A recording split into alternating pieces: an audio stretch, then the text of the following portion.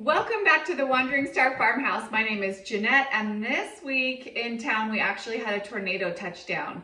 And it was across town from us, so we weren't in any danger. But earlier this spring we actually had a tornado touchdown on the east side of town and actually did quite a bit of damage. So anyways, these kind of things make me think it's time to take a look at my emergency supplies and make sure that I have everything in order that I need. So I thought I'd take you along today while I go through and inventory my emergency supply kit that I have for my family and, see if there's anything that needs restocking or anything that needs to be, have the dates updated. I told you that sometimes my family cannibalizes our kit. My kids go take granola bars when they need one for, sports or staying after school or something. They need some granola bars. They'll come grab them out of here. But what I thought I would do is go through and show you everything that we have in our kit. And this is essentially a 72-hour kit for our family.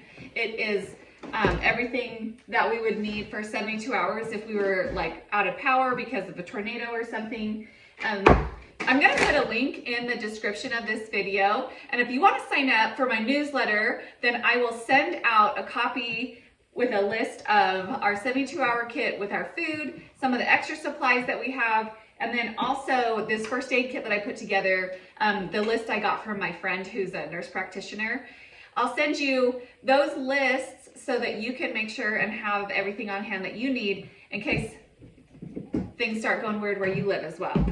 I just got done doing the Every Bit Counts challenge where we preserve a lot of food from our garden the whole month of August to make sure we've got everything jarred up and ready for the winter. This kit is kind of a different thing. Like I say, this is for maybe if you were out of power, you needed things that you could eat without heating them up or that could be easy to take with you and that didn't need any like special preparations. Sometimes when you're in a high stress situation, the effort of cooking a meal is actually just kind of overwhelming and is too much. If your power is going out and it might just be for a short amount of time, then it's good to not get into your fridge or freezer and use things out of there because you want, as long as you leave the door closed, it's insulated so well it maintains its temperature for a lot longer than if you go and start opening the door to get stuff out. So you're less likely to lose food due to spoilage in a short-term power outage if you just leave it all closed. So I'm going to go through, you can see I've got 3 piles here. So this is basically 3 days worth of, this is what I've got for my family. And so for each day I have 1 bottle of the, this is, tomato vegetable drink, like V8 would be or something. So it's 100% juice from tomatoes and vegetables. And then I also have an orange juice in each one of these. It's good, I'm checking these. These orange juices need to be traded out. They're ready. What does this one say? Oh, these ones are almost ready to be traded out, but the orange juices definitely need to be traded out now. So this is why I'm going through my kits to update them and see what needs to be changed. So these juices obviously add to your fluid intake that you need for the day, so that's why that's good. But both of them are very high in vitamin C, which will help boost your immune system when you are in a stressful situation. So that is very good. So with the rest of the things I have, let's just imagine like breakfast, lunch, dinner. Let's say we do granola bars for breakfast. There's granola bars for everyone. Maybe even, I think I even have like 2 granola bars per person. So in reality, we'd probably do 1 granola bar for breakfast and 1 for another time. But like I said, I have to store a couple different kinds because I have one son who's allergic to nuts, and so we have to buy specific granola bars for him. Then I have peanut butter, obviously has great protein and great fat that is necessary. And we also store graham crackers with that. Peanut butter and graham crackers together are a great combination. Graham crackers give you some more carbs and energy. Then have some dried fruit that could go along with that lunch. Raisins are often a favorite of people. Dried apricots are particularly really high in iron. So that's another fruit that's really good to store. And then the last thing I have in here is a little bit of beef jerky and then tuna fish. And obviously, never forget to have a spare can opener in your emergency kit to make sure that you can get cans open that you need to. The important thing is you want to make sure that you have a variety of, you're getting your carbs, you're getting your proteins and your fats. These are all the essential macronutrients. Some at different points of time, we have traded out some of the tuna for like canned pork and beans, canned baked beans instead. That's something else that's really good. And then the micronutrients, especially vitamins and minerals, coming from like the fruit juices or the dried fruits. Also, instead of dried fruits, you can have like applesauce. And the granola bars can be traded out for other types of carbohydrates, other types of crackers, maybe if you want some wheat crackers. I think like the shredded wheat crackers, like Triscuit crackers, store pretty long compared to a lot of crackers because their ingredients are just so basic. So that might be something good to store with the tuna fish instead as well. But that's basically it. So we have that times 3. That's our family emergency food kit. Always the most important thing for an emergency is to have water storage. So I really lucked out and found these at the grocery store one day, these big jugs of water. You can see it has a clearance tag on it. These were 50 cents a piece. And I got 4 of them. That's all I thought I could fit in my shopping cart without knocking it over and dumping my toddler onto the ground. But when I went back, the rest of them were sold out. So I was really bummed about that. But I was grateful to get these 4 big jugs for $2 total. But this is another type of water storage that we do. These ones are 1 gallon. You can get these a lot of different places.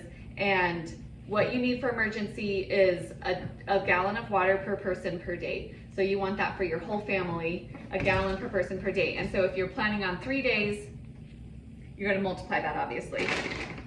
So one thing I have in my 72-hour kit is dry powdered milk. Powdered milk is just so very nutritious. And if you think about the fact that babies and young animals are raised solely on milk, it just has a lot of nutrition in there that you need. But powdered milk is kind of notorious for not tasting so great. So we actually have in here as well chocolate milk mix. So to mix these 2 together, sometimes that's good when you have stored water that's been stored for a while. It's kind of flat tasting, or it tastes different from the water that you're used to. So both of these are going to be going with the water to have some more nutrition and have some, I don't know, a little bit of morale boosting too with the chocolate milk. So I'm definitely glad that I pulled this all out because there are things that need to be switched out at this point. Some of the granola bars have been in there long enough, but some of them we just restocked. The raisins need to be traded out, the juice needs to be traded out, and the graham crackers need to be traded out for fresh as well. So what we'll do at this point is just put those into our pantry and eat them like normal and get fresh things to add to the kit so that then they will be ready to store for the next year or 2.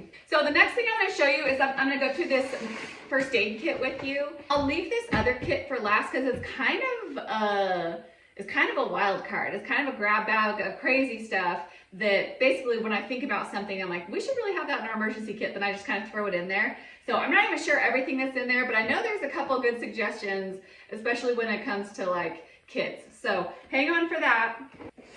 First, I'm gonna go through this first aid kit together that I put together with a list from my friend. So number 1, obviously, is Band-Aids. You can never have too many Band-Aids, especially when you have children around. And I purchased triple antibiotic ointment, but she actually recommends like colloidal silver ointment, but I couldn't find any in the store when I was looking.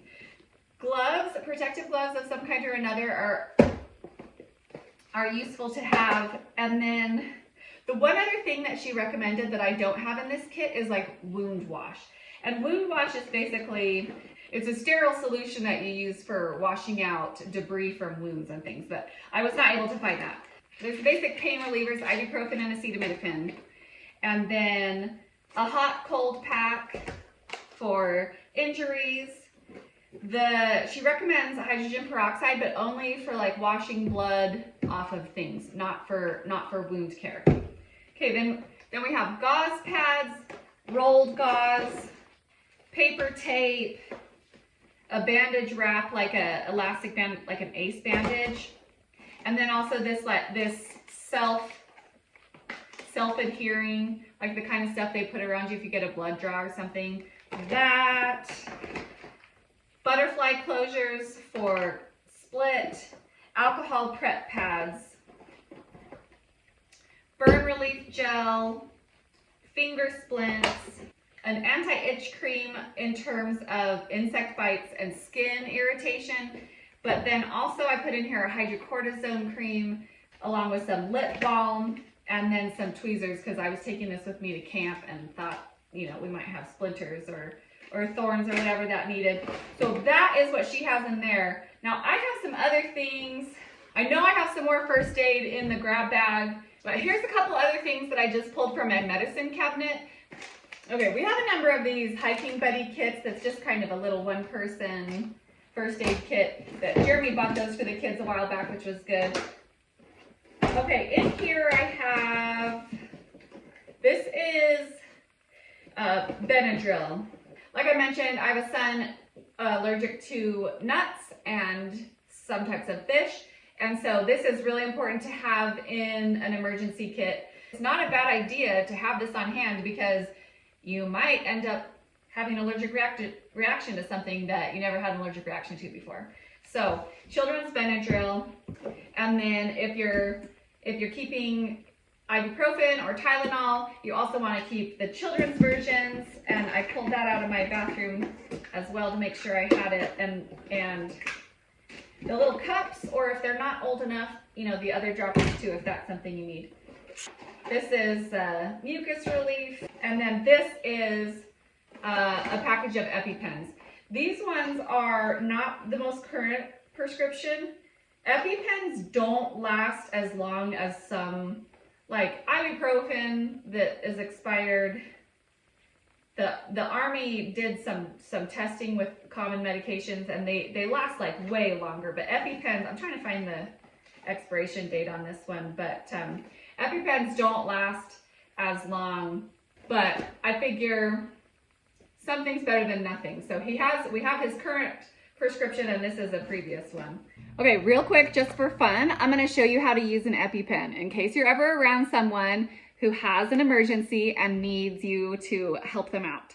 So these two are trainers. This one is a different variety. It is live. It's not a trainer, but and this is actually a name brand.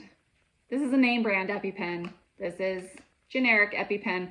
This one's called an AviQ, and they're just different varieties of the same thing. So essentially, there's two sides you got to take off.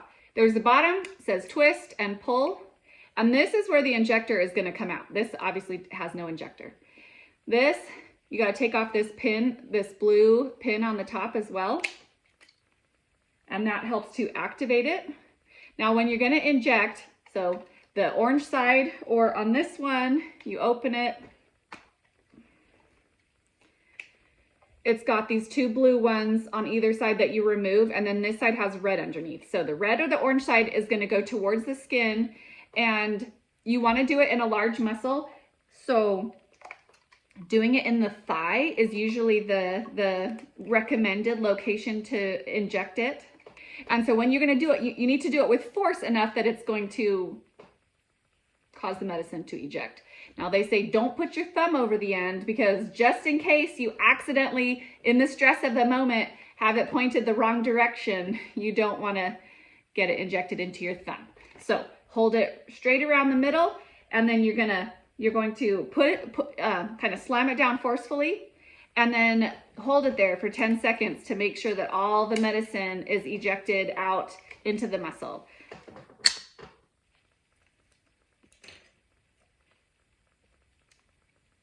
Anytime an EpiPen is used, you should call paramedics to have the person checked out and make sure that everything is okay. Now this one, like I said, it's called an AviQ. It is a talking EpiPen, okay? So we pull it out, we slide it out here. This trainer contains no needle or drug and is for training purposes only. If you are ready to use, pull red safety guard down and off of this trainer. Place black end against outer thigh, then push firmly until you hear a click and hiss sound, and hold in place for 2 seconds. 2, 1. Training complete. Your training's complete. Getting a little bit of redundancy, because having 2 of something is better than having 0 of something. So I've got some more hydrocortisone cream in here because we actually deal with like skin issues that a couple of my kids break out really bad, including the one who's allergic to nuts. Another triple antibiotic. I've got some Deep Blue doTERRA rub, dental floss, which there's other dental stuff in here too. I'll pull that out in a second. Okay, we've got the inhaler for my other son. There is some soap in here, and then some basic essential oils. I've got lavender, peppermint, oregano, citrus, and then the On Guard or Thieves blend, along with some soap. So what else I pulled from my cupboard? Regular allergy pills like cetirizine. My family always needs those. A vapor chest rub for kids is just really kind of soothing sometimes. Melatonin might not be a bad idea if you're in a stressful situation, and people just need to be able to get some rest. Also, if you have little kids, saline for their nose is really good. Something I had in the past that we don't have anymore because we actually used it is an eye wash. I didn't see that at the store this time. Okay, the last thing that's actually a little bit of first aid. Horehound candies that are a good like old-fashioned remedy for coughs and that sort of thing. Outside of the general first aid kit, our extra stuff is all just stuff that we use and need in our family, and that's going to depend and be different for everyone. Like I say, we're all about essential oils and horehound and melatonin, but saline solution. We love all the natural things, but then sometimes in an acute situation, Western medicine is known for being quick and effective in acute situations. So we do our family chooses to keep some of those things as well. And then things that we absolutely need for emergency of our family. Your family will be different. If anyone's on regular medication, those are the types of things that you're going to want to make sure you have a little bit extra in your kit. All right, let's dive into this kind of crazy extras bin and see what all's in here. I mentioned I think there's some more hygiene items in here. So like we have soap and floss. So we've got some toilet paper. If COVID taught you anything, it should be to make sure that you have toilet paper. All right, 2 boxes of Kleenex. Like I said, I've got a little bit of redundancy going on because I just throw stuff in here when I'm like, oh, I hope I have something like that in there. There's feminine hygiene. Then I've got toothbrushes for the family, some adult and kid toothbrushes, some toothpaste,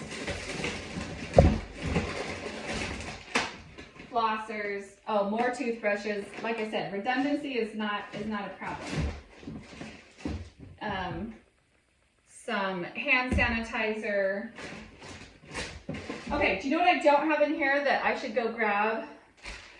I like to keep diaper wipes or baby wipes in my emergency kits.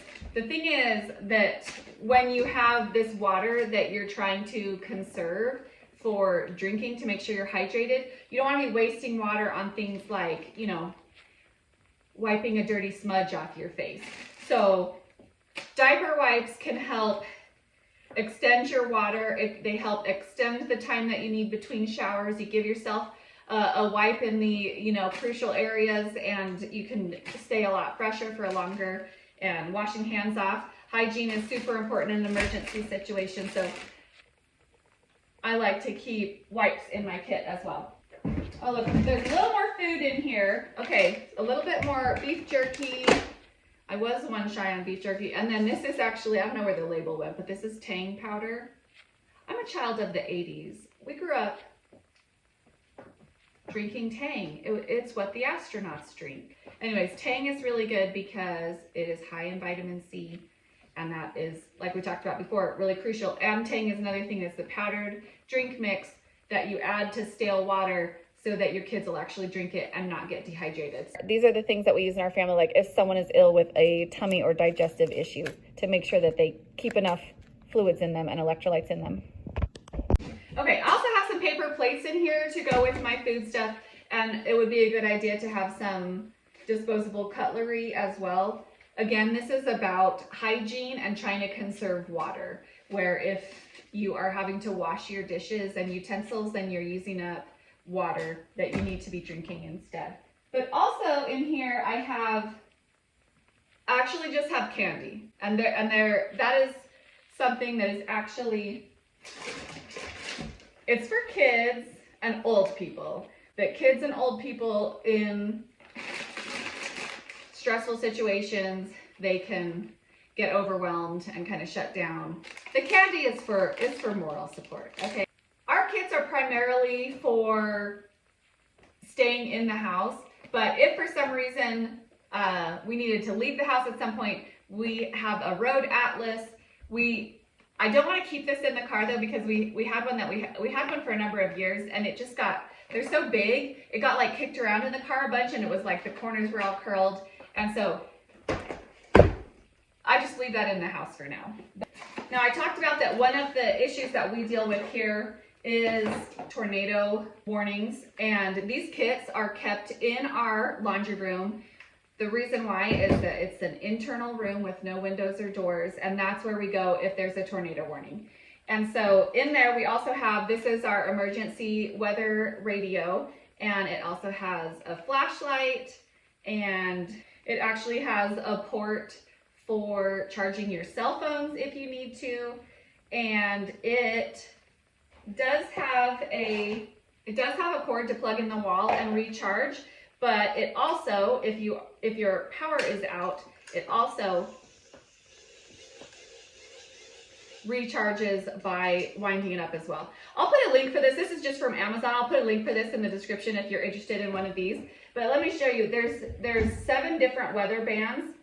Southwest winds around 10 miles an hour with gusts up to 20 miles an hour, becoming light and variable. Chance of rain 70%. My grandma had a radio growing up. It wasn't like an emergency radio, it was just a regular radio, but it had like a switch on the back that you could switch it to the weather band. And I was like, how do they know what the weather is around here? Anyways, there's 7 different bands that are available, and you find the one where you get the best, the clearest reception, and it works great. Okay, so that is our emergency radio that we listen to when we're in there when there's a tornado warning. Actually, the Atlas may be good in conjunction with the weather radio, because a lot of times they talk about weather that's happening in places around you. And so if you're needing to look at the map, maybe you're a transplant like us who doesn't know the names of all the towns around you, like what direction the weather is coming from. Now, weather radio has a flashlight, but we also have a couple other flashlights in here as well, in case the power goes out. And then the one last random thing that we have in here that I think is a really good idea is an old pair of my husband's glasses, so that if for some reason something happened to his glasses, well, we've got an extra pair of his glasses in here. Also, something that I haven't had recently that I am adding into it right now is some activity books for my kids. So recently, when we get the tornado warning and we go into the room for a little while, that my kids spend the first couple minutes like messing around with the weather radio, and then it's really cramped space and they start just like bugging each other.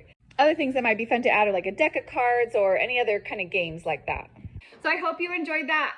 I really would love to hear if you have any suggestions for other items that you keep in your family's kind of like at home emergency supplies or emergency kit. And if you want a list of the items that I keep in my kit, sign up in the link in the description below to my newsletter, and I will get that list sent out to you. Stay safe, and I hope we don't have any more tornado warnings this week.